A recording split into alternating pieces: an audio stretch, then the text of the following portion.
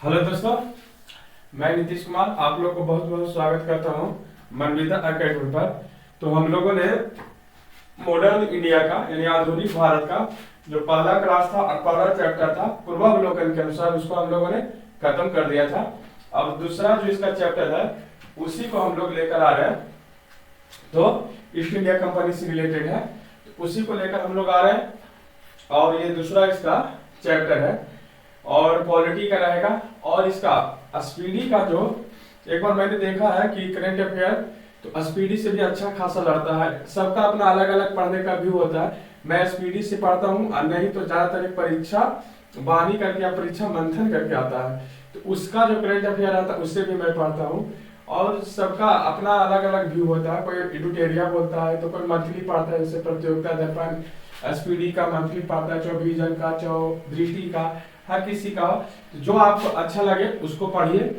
मैं स्पीडिंग को यहाँ पर एक बार पढ़ा दूंगा। जो पीछे वाला जो 812 क्वेश्चन होते हैं ना एक साल का, वो वाला मैं पढ़ा दिया करूंगा।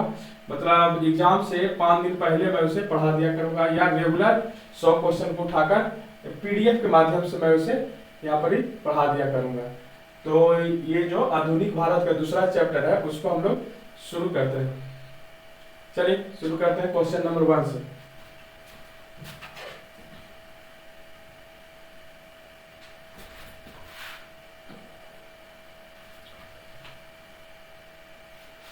लाइव आने के लिए हाँ वो भी सोच रहे थे लाइव आने के लिए। लाइव के लिए जरा सभी वेट कर रहे हैं, देखते हैं उसके लिए भी।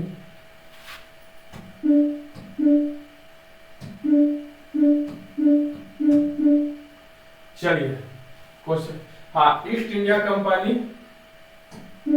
यही है ईस्ट इंडिया कंपनी और बंगाल के नवाब। ईस्ट इंडिया कंपनी और जो ईस्ट इंडिया कंपनी और बंगाल का नवाब से रिलेटेड जितना भी क्वेश्चन रहेगा इससे मैंने यहाँ पर उठा लिया है। मतलब पूर्वावलोकन के अनुसार ये दूसरा चैप्टर है इसका। तो चलिए हम लोग शुरू करते हैं।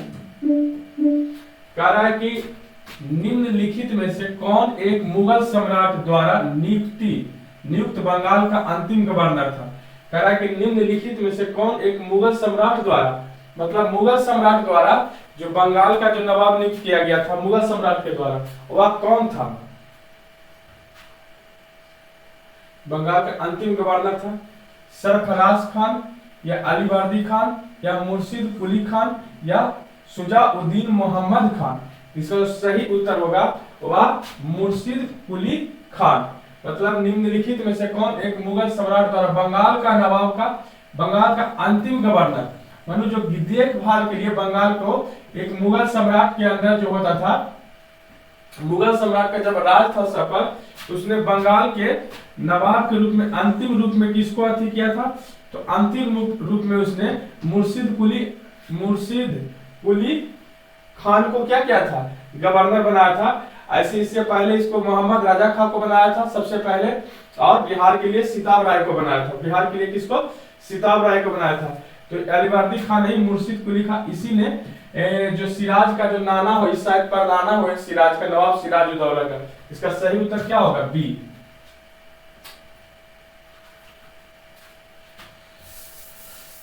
लिखा हो गया।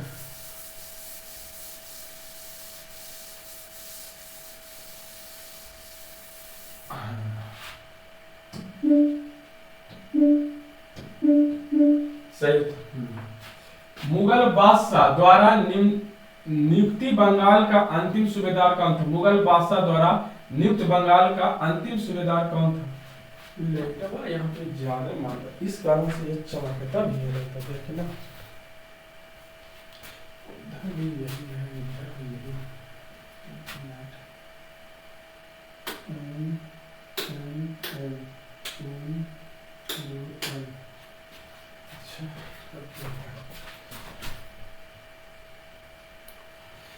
अब इसका क्या है,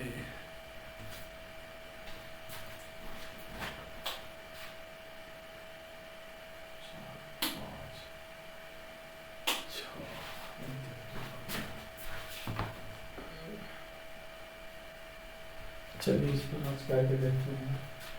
तो कह रहा मुगल बादशाह द्वारा नियुक्त बंगाल का अंतिम सूबेदार कौन था, तो मुर्शिद कुली खां या सरफराज खां या शुजा-उद-दीन मोहम्मद खां या अलीवर्दी खां। अभी जो एक बंगाल का क्या बोला जा रहा, अंतिम सूबेदार, और वो गवर्नर था। तो सूबेदार अलग होता था, गवर्नर अलग होता था। तो अंतिम सूबेदार कौन था? मुर्शिद कुली खां जो था अंतिम सूबेदार था। ये सब अंग्रेज के द्वारा नहीं देखिएगा, मुगल बादशाह के द्वारा। किसके द्वारा? मुगल बादशाह के द्वारा ये सब कहा जा रहा है, ना कि अंग्रेज के द्वारा। अंग्रेज के द्वारा देखिएगा तो ये गलत हो जाएगा। इसको मिटाने से अच्छा किया ही कह रहा है कि निम्नलिखित में से लाइटवा नो मार रहा है, लाइटवा जो यहाँ लग रहा है ना चेहरा पर पूरा इनो मार रहा है, वीडियो को भी मारता होगा ये। अच्छा, इसको बंद करते हैं और इसको जलाते हैं तो कैसा आ रहा है वीडियो।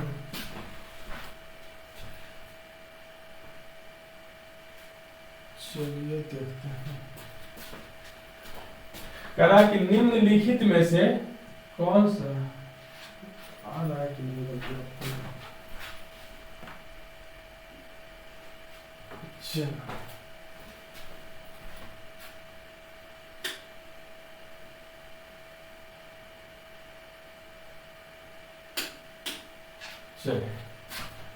निम्नलिखित में से कौन सा युद्ध था जिसने भारत में ब्रिटिश प्रभुता का प्रारंभ किया था। मैंने बोल रहा है कि निम्नलिखित में से कौन सा युद्ध था जिसमें भारत प्रभुता को आरंभ किया था। बक्सर की लड़ाई नहीं, प्लासी का युद्ध, मैसूर की तीसरी युद्ध, या 1857 का स्वतंत्रता संग्राम का युद्ध। प्लासी का युद्ध जो बोला जाता है, प्लासी के युद्ध से ही, इसका सही उत्तर होगा प्लासी का युद्ध। प्लासी के युद्ध से ही भारत में ब्रिटिश का प्रभुत्व का प्रारंभ क्या हो गया था, शुरू हो गया था। यह युद्ध किसके बीच लड़ा गया था? यह युद्ध, इसका व्याख्या होगा तो मैं बता रहा हूँ, इसका व्याख्या होना चाहिए नहीं। अच्छा, यह युद्ध बंगाल का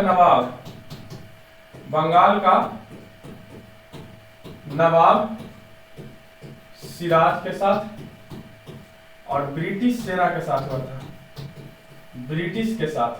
तो इस युद्ध में क्या हुआ था कि जो नवाब का सिराज का सेनापति था, सिराज का सेनापति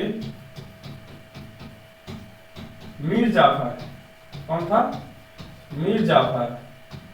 यह मीर जाफर जाके मिल जाता है किससे?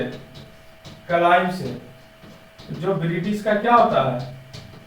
सेनापति या गवर्नर बोलिए, सेनापति या गवर्नर बोलिए। और ये जाके मिल जाता है, मीर जाफर किससे मिल जाता है? क्लाइव से। ये मिल क्यों जाता है? क्योंकि ब्रिटिश बोलता है, क्लाइव बोलता है कि तुम हमारा साथ दो, हम तुमको क्या करेंगे? बंगाल का नवाब बना देंगे। क्या बना देंगे? बंगाल का नवाब बना देंगे। इसके पास जो सेना था, नवाब के पास जो सेना था, इसकी सेना से, क्लाइव के सेना से लगभग 10 गुना या 8 गुना क्या था? इसके पास 50,000 या सेना थी और इसके पास मात्र 5,000 ब्रिटिश सेना थे। लेकिन सिराज का हारने के कारण क्या हो गया? इसका जो सेनापति आ गया वही क्या हो गया? मिल गया। देखिए इसको अच्छा से क्लियर बनाते हैं, उससे भी पता चल जाएगा। सिराज, इसका सेनापति कौन? मीर जाफर। ये किससे मिल गया जाकर? क्लाइव से। क्यों मिला? बंगाल के नवाब के लिए, बंगाल के राजा के लिए या नवाब के लिए। तो सिराज के पास 50,000 और इसके पास 5,000। तो दोनों के पास अंतर देखिए, सेना का भी अंतर है, लेकिन इस युद्ध में सिराज के रंग हमेशा जीत होता। लेकिन इसका जो सेनापति था, ये सेनापति छोटा हरामी निकला। हरामी क्या निकला कि जाके किससे मिल गया? क्लाइव से मिल गया। और क्लाइव से मिल गया तो क्लाइव क्या किया? सिराज को हरा दिया और युद्ध में हराकर उसकी मृत्यु कर दी। बोला जाता है कि 2 ऐसे देश के गद्दार हुए जिन्होंने हमारे देश पर कब्जा करने के लिए बहुत एक तरह से उसको मदद की। जैसे पहला जो गद्दार हुआ था, पहला गद्दार कौन हुआ था? जयचंद। जयचंद के बारे में बोला जाता है, जयचंद जो पृथ्वीराज चौहान को धोखा दिया था। किसको धोखा दिया था? अब पृथ्वीराज चौहान जयचंद का क्या था? दामाद था। तो पहला ये धोखा दिया था पृथ्वीराज चौहान को 1191-92 के नजदीक। 91 से ही इसने धोखा देना शुरू किया था। 92 में तो तराइन का दूसरा युद्ध हुआ था। इसने पृथ्वीराज चौहान को इसलिए धोखा दिया था कि इसकी बेटी से, मतलब जयचंद्र की बेटी कौन थी? संयोगिता। कौन थी? संयोगिता। संयोगिता और पृथ्वीराज चौहान एक दूसरे से प्यार करते थे, लेकिन जयचंद ने संयोगिता का स्वयंवर रचा। उस स्वयंवर में पृथ्वीराज चौहान का गेटमैन बना के रख दिया था। इसलिए पृथ्वीराज चौहान ने और प्रेम के भी अति कारण संयोगिता को हरण कर लिया, जिस कारण से मोहम्मद गौरी पृथ्वीराज चौहान से लमसम 17 बार हार चुका था। उसको हिम्मत नहीं था कि दोबारा, और तराइन का प्रथम युद्ध भी हार चुका था, यदि दोबारा उसका मन नहीं था। लेकिन जयचंद्र के बुलावा भेजने के कारण वह तराइन का दूसरा युद्ध में आया और जयचंद्र ने गौरी का साथ दिया, जिस कारण से पृथ्वीराज चौहान की हार हुई। उत्तर भारत का मध्यकाल या बोलिए मतलब अंतिम हिंदू सम्राट उसको बोला जाता है। उत्तर भारत का अंतिम हिंदू सम्राट पृथ्वीराज चौहान के बोला जाता है। यदि पृथ्वीराज चौहान को ये धोखा नहीं देता कौन? जयचंद, तो क्या होता? उस समय स्थिति कुछ और होता। 1192 में ये जो गुलाम गौरी जीता, फिर दिल्ली सल्तनत पर किसका राज हुआ? गुलाम वंश, जो कुतुबुद्दीन ऐबक, फिर इल्तुतमिश, रजिया सुल्तान, इसी तरह से बलबन जो चला। उस समय जब पृथ्वीराज चौहान को धोखा दिया गया था, पृथ्वीराज चौहान मात्र 26 से 25 साल के थे। यदि गौरी को ये दोबारा नहीं बुलाता तो गौरी क्या होता? नहीं आता, तो पृथ्वीराज चौहान का लंबा चलता। शायद उसके बाद भी कोई अच्छा राजा आता, तो उस समय भारत में मुस्लिम वंश का स्थापना नहीं होता। लेकिन भारत में मुस्लिम वंश का स्थापना करवाने का काम किसका था? ये हरामी जयचंद्र का। जयचंद जो था पहला ऐसा आदमी था, और उसका कोई बेटा भी नहीं था, एक बेटी ही था। कौन? संयोगिता। और वो जो संयोगिता थी यार पृथ्वीराज चौहान से प्रेम करती थी, लेकिन पहला ऐसा आदमी था जो अपना दामाद को मारवाने के लिए किसी दूसरे देश के दुश्मन को बुलाता है। समझ रहे हैं? अपना दामाद को मरवाने के लिए किसी दूसरे देश के दुश्मन, और भी मुस्लिम वर्ग से आता है। साला इससे हरामी कौन आदमी होगा? जयचंद्र से तो पहला गद्दार जयचंद्र को बोला जाता है, जिसने क्या करवाया? मुस्लिम वंश की स्थापना करवाया भारत में। यदि ये नहीं करवाता तो भारत में मुस्लिम वंश की स्थापना उस समय नहीं होता, 1191-1192 में। क्योंकि पृथ्वीराज चौहान सही सलामत रहता तो 26 साल हुआ था। कितनों कम था? 20 साल राज करता, 30 साल। तो इसका कोई और आता, वो भी पृथ्वीराज चौहान के जैसा निकलता, तो अभी और नहीं होता। यदि कोई और राजा होता तो मुस्लिम वंश का। तो पहला गद्दारी जयचंदवा को माना जाता है, और दूसरा गद्दारी सलाम मिर्जा फरवा को माना जाता है। मिर्जा फरवा यदि नवाब सिराजुद्दौला को धोखा नहीं देता तो भारत में हमको समझ से अंग्रेजों को उस समय रोका नहीं जा सकता, बाकी टाला जा सकता था। लेकिन इसने चोट्टा कहीं के मिर्जा पर नवाब बनने के चक्कर में क्या किया? क्लाइव से जा मिला और सिराज को धोखा देकर सिराज को युद्ध क्षेत्र में उसको बंदी बनाकर मार दिया गया। इसको राजा बनाया गया। किसका? मिर्जा फरवा को राजा बना। मिर्जा फरवा राजा बना तो क्लाइव को ढेर सारा परगना दिया, पैसा दिया, तोहफा दिया। लेकिन जब इसको लगा कि हमारे अनुसार काम नहीं हो रहा है, तो ये भाई साहब इसका विरोध किया। क्लाइव के विरोध किया, तुमको राजा ना बनावेंगे। इसको भगा दिया। मैंने कहा कि जैसा हम कहेंगे वैसा करो, तो बोला कि ना हम ऐसा करेंगे, तो कहा सला यहाँ से इसको भगा दिया। जब इसको भगा दिया तो इसी का एक भतीजा था मीर कासिम। किसका? इसी का मीर जाफर का एक भतीजा था मीर कासिम। कहिए दामाद, कहिए भतीजा, कहिए दामाद, कहिए दोनों एक ही, मतलब भतीजा भी था और दामाद भी था। तो मीर जाफरवा के क्लाइव का भाग सला नहीं बनावेंगे, तुम हमको बातें नहीं मान रहा। ना देखते हैं जब क्रिकेट खेलते हैं तो कहता है कि हमर गेंद हो, जब अति होगा तो कहेगा कि ना अपन गेंद ना दे, भाग सला हम ना खेलते हैं। तो उसी तरह से मीर जाफर को मनो अंग्रेज कर दिया था, यदि हमारी बात मानेगा तो भाई तुमको नवाब बनावेगा, नहीं बात मानेगा तो भाग सला उतार को भगा देंगे। इसको भगा दिया। फिर मीर कासिम को बनाया। मीर कासिम नवाब बना। मीर कासिम तेज था शुरू में। जब ये भी कुछ दिया था, मीर कासिम को लगा ना कि साला सब चीज तो यही ले रहा है, तो मीर कासिम उसने बोला कि सोचा सबसे पहले उसने अपना राजधानी चेंज कर दिया। मुर्शिदाबाद से मुंगेर में राजधानी ले आया, और जब मुर्शिदाबाद से और अंग्रेज से कुछ उसने अनबन नहीं किया, चुपचाप मुंगेर में अपना राजधानी लाकर यहाँ पर बंदूक के फैक्ट्री खोला। तो पूछा तो बोला सुरक्षा वेब से, और फिर अपने किलाबंदी शुरू कर दिया। लेकिन उसको भी अंग्रेज परास्त कर दिए थे। आगे बताएंगे। इसका सही उत्तर होगा प्लासी का युद्ध होगा इसका। कि निम्नलिखित में से कौन सा युद्ध था जिसने ब्रिटिश प्रभुत्व को प्रारंभ किया था? प्लासी का युद्ध। चलिए क्वेश्चन नंबर 4 को देखते हैं। अंग्रेज बहुत तेज थे। इंग्लैंड की ईस्ट इंडिया कंपनी की भारत में प्रथम निर्णायक सैन्य सफलता मानी जाती है। कौन सी मानी जाती है? निर्णायक सैन्य सफलता मानी जाती है। ये भी माना जाएगा, प्लासी का युद्ध माना जाएगा, निर्णायक प्लासी का युद्ध माना जाएगा। चलिए क्वेश्चन नंबर 5, प्लासी का युद्ध लड़ा गया था कब? प्लासी का युद्ध लड़ा गया था कब? लड़ा गया था 1757 ईस्वी में लड़ा गया था। प्लासी का युद्ध 1757 ईस्वी में लड़ा गया था। क्वेश्चन नंबर 4 को देखेंगे, प्लासी का युद्ध। क्वेश्चन नंबर 5 क्या है? निम्नलिखित में कौन से जिसने भारत में, क्वेश्चन नंबर 5, प्लासी का युद्ध लड़ा गया 1757 ईस्वी में। चलिए क्वेश्चन नंबर 6 को देखते हैं। क्वेश्चन नंबर 6 को रहा कि सिराजुद्दौला लॉर्ड क्लाइव द्वारा परास्त हुआ था के युद्ध में। उन्होंने नवाब सिराजुद्दौला लॉर्ड क्लाइव से किस युद्ध में हारा था? तो वह प्लासी के युद्ध में हारा था। किससे? प्लासी के युद्ध में हारा था। चलिए क्वेश्चन नंबर 7 को देखेंगे। क्वेश्चन नंबर 7 क्या कह रहा है बाबू? पढ़िए तो कि भारतवर्ष में ब्रिटिश साम्राज्य का संस्थापक कौन था? भारतवर्ष में ब्रिटिश साम्राज्य का संस्थापक किसे माना जाता है? तो लॉर्ड रॉबर्ट क्लाइव को माना जाता है। किसका? संस्थापक माना जाता है। इसी को भारतवर्ष में ब्रिटिश साम्राज्य को, ब्रिटिश सत्ता को स्थापित कौन किया था? सत्ता को स्थापित कौन किया था? तो क्लाइव भाई साहब थे जिन्होंने ब्रिटिश सत्ता को, एक रीढ़ की हड्डी मानो, इसी ने सत्ता को स्थापित किया था। जैसे मुगल वंश को बनाया किसने? मुगल को पहले तो बाबर क्या किया मुगल वंश का भारत में जीता और संस्थापक। फिर कौन आया? हुमायूं आया। बाकी हुमायूं को 2 बार रगड़ा। हुमायूं को 2 बार कौन रगड़ा? शेरशाह सूरी यदि जिंदा रहता तो सारा मुगल वंश का नामो निशान नहीं रहता भारत में।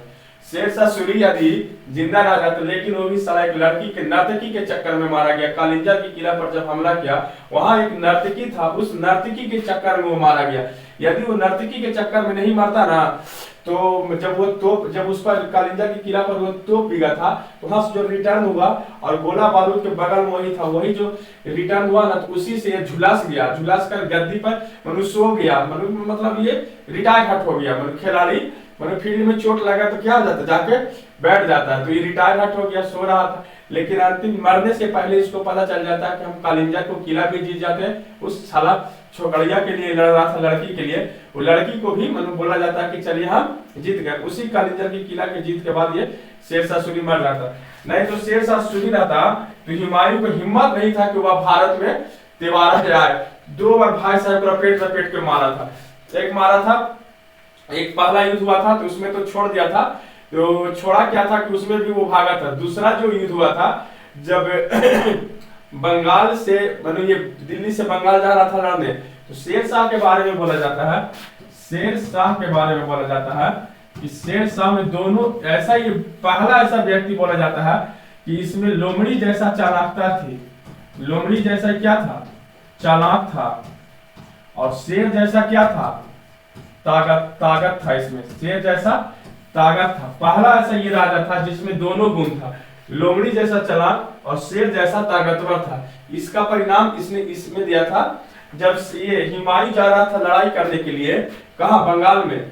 तो पहले उसने सोचा कि अभी हुमायूं को एजे हरा देते हैं। जब ये बिहार पार कर रहा था तो ये सोचा कि नहीं, अभी हरा देंगे तो हमको शायद ये हरा देगा, इसलिए इसको पहले जाने दो और वहां से वो लड़ कर आएगा तब इससे देखेंगे। तो जब बंगाल से हुमायूं का सेना थक हार के आ रहा था, तो चौसा के नजदीक मैदान में क्या किया? बिहार के फिर बक्सर के नजदीक आसपास में चौसा है। चौसा के नजदीक इसने क्या किया? हुमायूं पर हमला कर दिया। जब हुमायूं पर हमला कर दिया तो हमला भी बहुत कस के किया। हुमायूं अपना जान बचाकर घोड़ा सहित कर्मनाशय नदी में कूद गया और बकलवा के लगता तैरे भी नहीं आता था हुमायूं को तैरे भी नहीं आता था। हुमायूं को एक गोरखिया ने बचाया। हुमायूं वहां से जान बचाकर भागा और राणा बिरसाल के यहाँ क्या लिया? राणा बिरसाल के यहाँ सरा लिया और सरा लेकर कहाँ भाग गया? अपना देश समरकंद भाग गया। जब उस जाना कि शेरशाह सूरी की मृत्यु हो गई है, कुछ साल के बाद 1 या 6 महीने के बाद फिर भारत पर आया, फिर भारत को उसने जीता।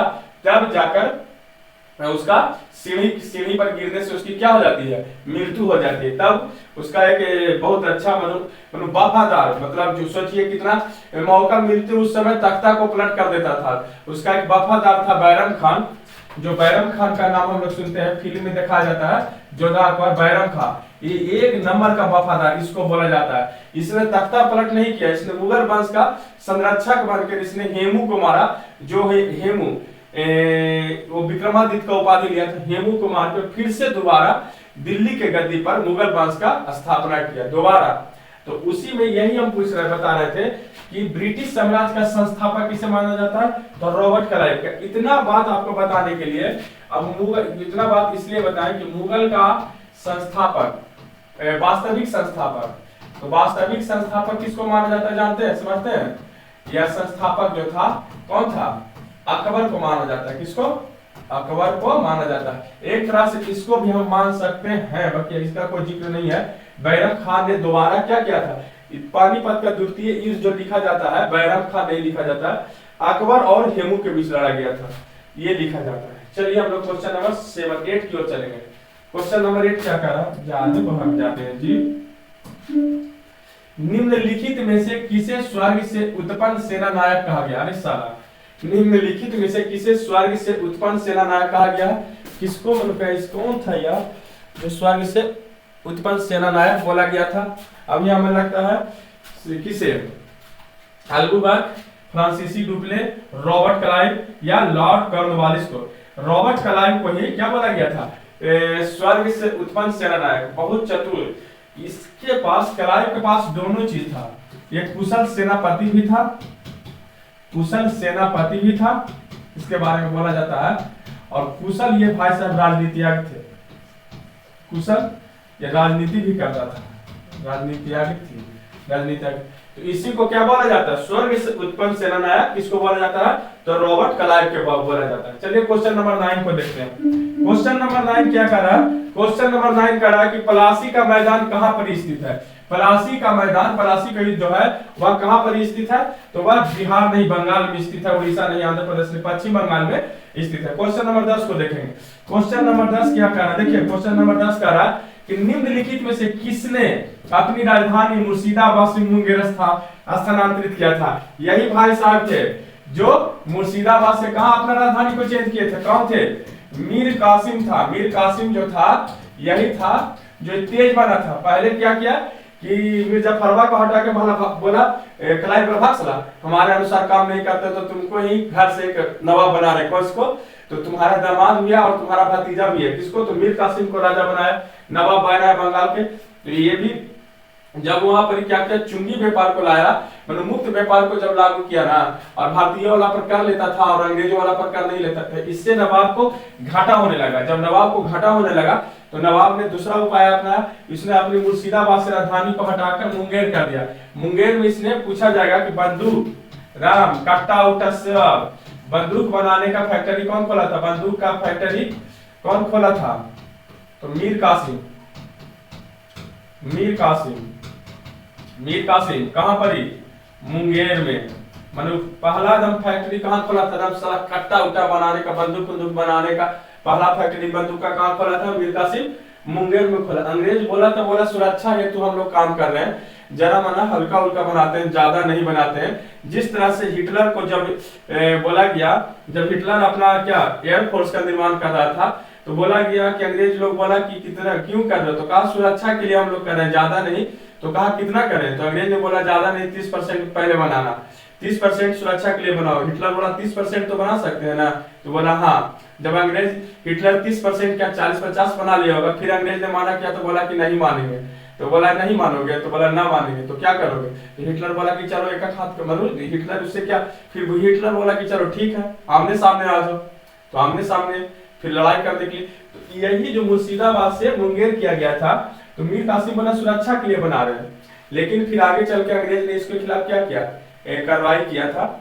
जो बक्सर का इसी का अति निर्णायक होता है बक्सर की, जिसमें बक्सर की युद्ध में भाई साहब हार जाता है मीर कासिम। तो यही बोला कि निम्नलिखित में से किसने अपनी राजधानी, तो मीर कासिम कर गया, डी मीर कासिम था जिसने अपनी राजधानी को चेंज किया था मुर्शिदाबाद से Munger. Question number 11, question number 11 क्या कर रहा है, सबसे अधिक निर्णायक, वहां पर निर्णायक सेना नायक था। क्वेश्चन नंबर कौन, देखिए दिखाते हैं हम आपको, क्वेश्चन नंबर कौन था, ये देखिएगा, ये देखिए, ये कौन सी कहता है, कि सबसे निर्णायक, देखिए सबसे निर्णायक पूछ रहा है, सबसे निर्णायक। अब वो क्वेश्चन जो था, हम भी जरा सा देख के अच्छी हुए थे, वो क्वेश्चन क्या था, निम्नलिखित में से किसे भारत में ब्रिटिश साम्राज्य का संस्थापक सिराजुद्दौला, प्लासी का युद्ध लड़ा गया था, England east India company Bharat में निर्णायक सफलता किसे मानी जाती है। हाँ, ये बोला कि इंग्लैंड की ईस्ट इंडिया कंपनी के भारत में निर्णायक सैन्य सफलता मानी जाती है, किसे मानी जाती है, तो प्लासी का युद्ध माना जाता है। किसका, कंपनी की भारत में निर्णायक सैन्य सफलता, सिर्फ नॉर्मल है सैन्य सफलता। और वहां पर ही देखिए कुछ ही कहता है, ये तो प्लासी का युद्ध होगा। और वहां पर ही कह रहा है, क्वेश्चन नंबर क्या था कि सबसे अधिक, यदि सबसे अधिक के बारे में पूछा जाएगा कि सबसे अधिक निर्णायक युद्ध जिसमें अंग्रेजों के, जिसने अंग्रेजों के भारत में प्रभुत्व स्थापित किया था, ये बक्सर का युद्ध था जिसमें अंग्रेजों ने अपना प्रभुत्व स्थापित किया था। बक्सर के युद्ध में, बक्सर के युद्ध जो लड़ा गया था, ये 3 गो भाई साहब मिल गए थे। जब इसको भी मीर कासिम को अंग्रेजवा का भाग समझ, तो भी हमारे अनुसार काम नहीं कर रहा, भाग यहाँ से, तो क्या किया, मीर कासिम को फिर से भगा दिया। मीर कासिम बंदूक बनावे लगा, कट्टा उट्टा बनावे लगा, मुंगेर को घेराबंदी कर दिया। तो अंग्रेज बोला साला तू तो बड़ा हो, मिर्जा फारवा से तेज है, मिर्जा फारवा को भगाए तो भगा दिए, कम से कम बंदूक तो ना बनाता था, तू जाके यहाँ से राजधानियों चेंज कर लिया, चेंज किया तो किया, जाके मुंगेर में जाके बंदूक की फैक्ट्री भी खोल दिया, बंदूक भी आगे वाला समय में कुछ होगा और घातक होगा। तो बोला कि नहीं तुम नवाब से हटो, इसको नवाब से हटा के फिर से बंगाल का नवाब वही चोटवा के बना दिया। तो चोटवा कौन, जो गद्दार था, मीर जाफर को फिर से बंगाल का नवाब बना दिया। जब मीर जाफर को फिर से बंगाल के नवाब बना दिया, ये भाई साहब के कोई शरण नहीं मिला, ये भागल चलते थे। तो इन्होंने एक अथी बनाया, त्रिपक्षीय दोस्ती बनाया, 3 लोग मिलकर दोस्ती बना। पहला जो दोस्त इसका बना शाह आलम द्वितीय, शाह आलम, यू बेचारा पीड़ित था, ये अंग्रेजवा से यू पीड़ित था साला, तो ये भी मिला। फिर बेचारा मिला दूसरा अवध का नवाब शुजाउद्दौला, यू बोला कि चल साला लड़, तीनों मिल के आदम रपेट के मारेंगे। और तीसरा जो तो है था कौन, मीर कासिम था। मीर कासिम बोला कि भाईवा कैसे करके मार दे, साला जो बंदूक के फैक्ट्री खोले दे, साला हमसे छीन लिया। और फिर हमारे चचवा ससुरवा के क्या किया, फिर साला बंगाल के नवाब होकर बना दिया। ये जो कहानी जो रचा था मीर कासिम ने, पहले इन दोनों को क्या किया, एक साथ लाया, शाह आलम को भी लाया और सिराजुद्दौला को लाया। सिराजुद्दौला जो भाई साहब थे मुगल बादशाह थे। ये कौन थे, मुगल बादशाह। ये भाई साहब था मुगल बादशाह, ये भाई साहब अवध के नवाब थे। कौन थे, अवध के नवाब, अवध का नवाब था। तो ये बोला, इसको जब हटाया ना तो बोला रे भाई रे मिल रे, अरे तो साला हम लोग को पूरा को खत्म कर दिया था। देखिए ये काम तो अच्छा किया था, मीर कासिम जो काम किया था अंग्रेजों के खिलाफ अच्छा किया था, लेकिन सही राजनीति और सही कुशलता के कारण और इनका जो सैनिक का जो प्रशिक्षण जो था वो उतना अच्छा नहीं था। मैंने ये सोचा कि तीनों मिल के एक बार हमला करेंगे, साला अंग्रेज को तहस नहस करके क्या करेंगे, यहाँ से भगा देंगे, आना तो हरा देंगे, तो कुछ तो चैन मिलेगा, फिर हमारे साथ कुछ ही करेगा, समझौता करेगा। बेचारा मीर कासिम पूरा आस लेके गया होगा ना। देखते हैं कि कभी कोई गलती उल्टी करते हैं तो जाते भगवान के नाम लेते हैं कि पापा छोड़ देंगे, लेकिन जाते हैं तो वहाँ धार की साला डीम डीम डीम डीम डीम डीम। हम लोग का एक डायरेक्टर थे, मतलब उनको जब गुस्सा बढ़ता था ना कि सर फला मार दिया, कौन रहता बोला गया, बस डीम डीम डीम डीम शुरू कर देते थे मारना वो। तो उसी तरह से मीर कासिम बड़ा आशा लगाया होगा, इन दोनों को जोड़ के बोला रे भाई रे किसी तरह से जीत जो युद्ध भाई, नहीं तो फिर हम लोग को रहने के शरण नहीं मिलेगा। युद्ध हुआ, बक्सर का युद्ध हुआ। कब बक्सर का युद्ध हुआ, 1764 में बक्सर का युद्ध हुआ। इस युद्ध में क्या हुआ, पहला ऐसा युद्ध था अंग्रेज के लिए, अंग्रेज इसमें एकदम अपने दम पर युद्ध लड़ रहा था। और बक्सर के युद्ध में क्या हुआ, ये तीनों को हरा दिया, तीनों हार गए। और क्या हुआ, ब्रिटिश जीत गया। ब्रिटिश क्या हुआ, जीत गया। ये तीनों भाई साहब हार गया, ब्रिटिश क्या हुआ, जीत गया। तो यही बोला जाता है कि सबसे अधिक निर्णायक युद्ध जो था बक्सर का युद्ध था।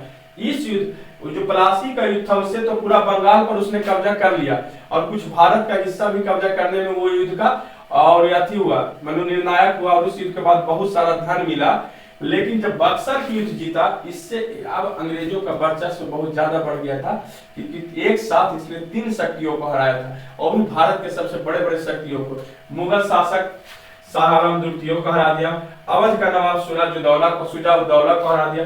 एक छोटा भागा था, बंदूक के फैक्ट्री खोला था, एरो पास अच्छा खासा था, एरो हरा दिया। तब बोला जाता कि सबसे अधिक निर्णायक युद्ध था जो बक्सर का युद्ध था, जिसमें अंग्रेजों को भारत में वर्चस्व बनाने के लिए काफी था। इस युद्ध के बाद अंग्रेजों को भारत में वर्चस्व बनाने के लिए काफी था। इस युद्ध के बाद बेचारा क्या किया कि शाह आलम को तो क्या किया, बोला रे सलाइने आ तुम। शाह आलम को बुलाया, बोला कुछ नहीं, जाओ तुमको 26 लाख पेंशन पर तुमको क्या करना है, रखना है। इसको पेंशन भोगी बना दिया, और इस बेचारा को नवाब सिराजुद्दौला से कुछ क्षेत्र छीना, और इसको क्या बनाया, दंड के भागी बनाया, दंड के भागी, और हरजाना भरने को कहा। क्या, हरजाना भरने को कहा है। क्या बना, संधि के अनुसार उसको बोला तुमको 26 लाख पेंशन पर रखे हैं, और इसको बोला तुम कुछ हरजाना भरो इसको। तो यही है। चलिए क्वेश्चन नंबर 12 को देखते हैं। जो ज्यादा तेज माता है ना, कम से कम। चलिए मीर कासिम ठीक किया था, थी तो ना किया, चाटुकारिता तो ना किया। अंग्रेजी ईस्ट इंडिया कंपनी द्वारा लड़े गए निम्नलिखित युद्धों में से कौन सा सर्वाधिक निर्णायक था। अब वही बोला जा रहा है कि अंग्रेजी ईस्ट इंडिया कंपनी द्वारा लड़े गए युद्धों में कौन, तो यही बक्सर के लड़ाई में, जिसको भाई साहब ये मीर कासिम को बड़ा आशा था कि साला जीत जाएंगे तो अंग्रेजवा के, फिर तो साला पटक पटक के अथी करे, बाकी भाई साहब अपने पटका गए, फिर इसका नामो निशान यहाँ से खत्म हो गया। तो सबसे निर्णायक युद्ध कौन था, बक्सर युद्ध था। चलिए क्वेश्चन नंबर हम लोग 13 को देखते हैं। क्वेश्चन नंबर 13 क्या कह रहा है कि निम्नलिखित में कौन सा युद्ध भारत में अंग्रेजों को आधिपत्य की स्थापना की दृष्टि से सबसे महत्वपूर्ण समझा जाता है। बक्सर का युद्ध है। बक्सर का युद्ध के बाद भारत में अंग्रेजों को आधिपत्य करने के लिए सबसे निर्णायक माना। तो उसके बाद तो अंग्रेज का आप नहीं रुकेंगे, आप रपेट के मारेंगे। हुआ भी उसने, और क्या हुआ, 1857 का जो स्वतंत्रता संग्राम हुआ था, उसमें सारा ये जो सिंधिया, होलकर, शिक्षित वर्ग, जमींदार वर्ग, राजवाड़ा, और सबक का नाम कौन था जी, सिंधिया, होलकर, शिक्षित, जमींदार, राजवाड़ा, साहूकार, साला जो सुधवा देता था, साहूकार वर्ग, सब बोला कि नहीं मौसा, हम आपके खिलाफ काहे जाएंगे मौसा, आप युद्ध करिए मौसा, हम एकदम डट के आपका क्या करेंगे मौसा, साथ देंगे।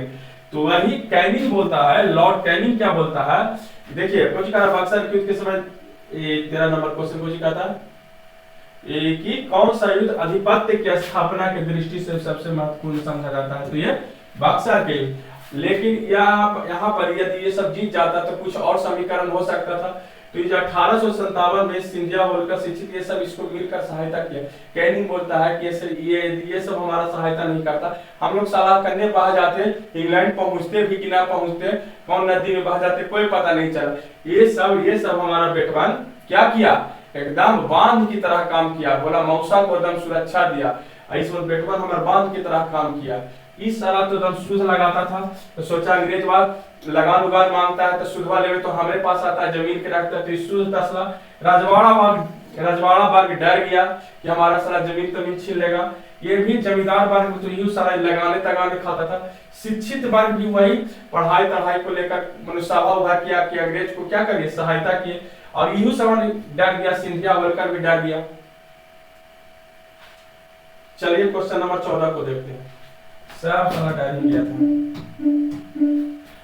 बक्सर के युद्ध के समय दिल्ली का शासक कौन था, बक्सर के युद्ध के समय दिल्ली का शासक कौन था, यही भाई साहब थे, शाह आलम द्वितीय थे। इसी को तो बोलाया था मीर कासिम, अपनो डूबा वो दुनू के लिए डूबा, बोला साला ऐसे कैसे मारेंगे, चलो ये दुनू के पहले आजमाते हैं, कहता है कि ना इस इसको बोला ये भी शाह आलम द्वितीय सिराजुद्दौला। तो मीर कासिम तो न घर के न घाट के धोबी के कुत्ता पहले था, ये दोनों को ले मारा बेचारा को, शाह आलम द्वितीय को भी और सिराजुद्दौला को।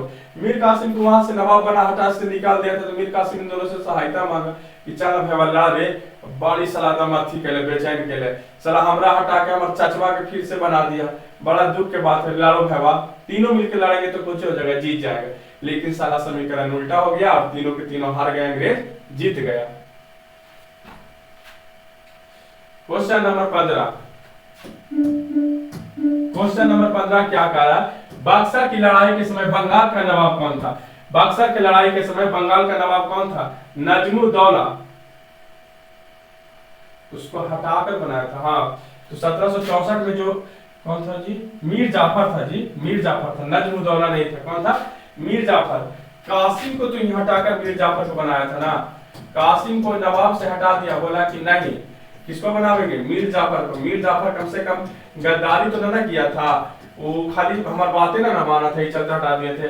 तू साला कोची किया से राजधानी ये चेंज कर दिया, मुर्शिदाबाद से राजधानी लेके भाग गया कहाँ? मुंगेर। ले गया तो ले ही गया, वहां पर भी तू बंदूक का कट्टा गोला बारूद बनावे लगा। तू तो हमरे खिलाफ कुछ कर रहा, षड्यंत्र कर रहा, इसलिए भाई तुमको ना, तुम हटो यहाँ से। और फिर तो हम चचबे के राजधानी, फिर तो चचबे को ही बना रहे, नवाब तो चचबे के बना रहे।